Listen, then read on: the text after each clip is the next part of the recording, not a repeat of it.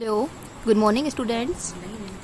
कल जो मैंने आपको बताया था ना फॉर्मूला एफ का, एफ निकालने वाला बल का फॉर्मूला था जो आपका, उसमें जो जी था ना वो आपका एक नियतांक है और इस नियतांक को गुरुत्वाकर्षण नियतांक कहते हैं, ठीक है। और इसका मान होता है 6.67 इंटू 10⁻⁻11 न्यूटन मीटर स्क्वायर पर किलोग्राम स्क्वायर, ठीक है।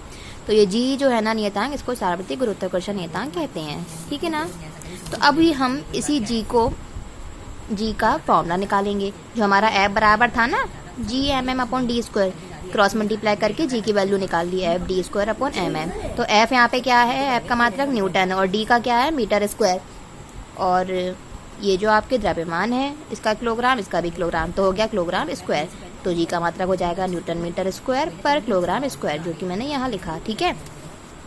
तो अब मैं आपको बता रही हूँ जो न्यूटन का गति का तीसरा नियम है ना, और न्यूटन का सार्वत्रिक गुरुत्वाकर्षण का नियम जो अभी मैंने पढ़ाया, उनके बीच में क्या रिलेशन है, ठीक है। तो पहले आपको बता दूं न्यूटन के गति के तीसरे नियम के अनुसार क्या है डेफिनेशन, कि प्रत्येक वस्तु जो है वो दूसरी वस्तु पर उतने ही समान और विपरीत बल का, दूसरी वस्तु पर क्या करती है, उतना ही समान और विपरीत बल का उत्सर्जन लगाती है उस पर बल, ठीक है, उत्सर्जन करती है, लेकिन विपरीत दिशा में, ठीक है ना। प्रत्येक वस्तु विपरीत दिशा में उस दूसरी वस्तु पर समान बल और लगाती है, ठीक है ना, समान और विपरीत दिशा में विपरीत बल लगाती है।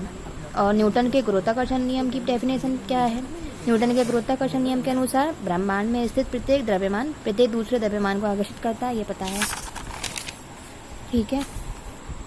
और जो मैंने बताया था, मुक्त रूप से कोई पत्थर गिर रहा है, तो मुक्त रूप से कोई गिरते हुए पत्थर तथा पृथ्वी की स्थिति में क्या होता है, पत्थर जो है वो पृथ्वी की ओर आकर्षित होता है, अर्थात पृथ्वी पत्थर को क्या करती है, आकर्षित करती है ना, अपनी ओर खींचती है। और लेकिन न्यूटन के तीसरे नियम के अनुसार क्या है, पत्थर को भी पृथ्वी को आकर्षित करना चाहिए, ठीक है ना। जो मतलब पृथ्वी है ना वो पत्थर को आकर्षित करती है, तो उसी टाइप से पत्थर को भी पृथ्वी को अपनी ओर आकर्षित करना चाहिए, ठीक है। और यह सत्य है कि पत्थर भी पृथ्वी को समान बल के साथ आकर्षित करता है ना, F बराबर m × a, ये बल, इस बल से।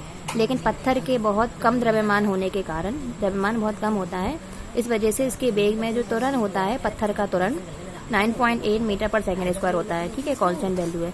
और पत्थर की ओर पृथ्वी का त्वरण जो है, तो पृथ्वी का त्वरण है 1.65 × 10⁻24 मीटर पर सेकेंड स्क्वायर, ठीक है, जो कि नगन है, नेग्लिजिबल, इसको हम नहीं मानते हैं, ठीक है, और ना ही इसे हम महसूस कर सकते हैं। तो हम हमेशा त्वरण लेंगे 9.8 मीटर पर सेकेंड स्क्वायर, ठीक है ना, जो कि आपका पत्थर का त्वरण है। और अब मैं बता दूं आपको सार्वत्रिक गुरुत्वाकर्षण नियम की क्या इंपॉर्टेंस है, महत्वता, ठीक है। तो क्या है, यह बल मतलब हमें जो पृथ्वी की ओर, हम पृथ्वी पर जिस खड़े रहते हैं, पृथ्वी की ओर हमें जो बल बांधे रखता है वह इसी के कारण है। और चंद्रमा की पृथ्वी के चारों ओर की गति, मतलब जो चंद्रमा है वो पृथ्वी के चारों ओर घूमता रहता है इसी बल की वजह से, और जो पृथ्वी है वो भी सूर्य के चारों ओर घूमती रहती है, वो भी इसी बल की वजह से। और चंद्रमा और सूर्य की वजह से जो ज्वार भाटा आते हैं, ज्वार, वो भी इसी नियम की वजह से होता है, ठीक है, अंडरस्टूड।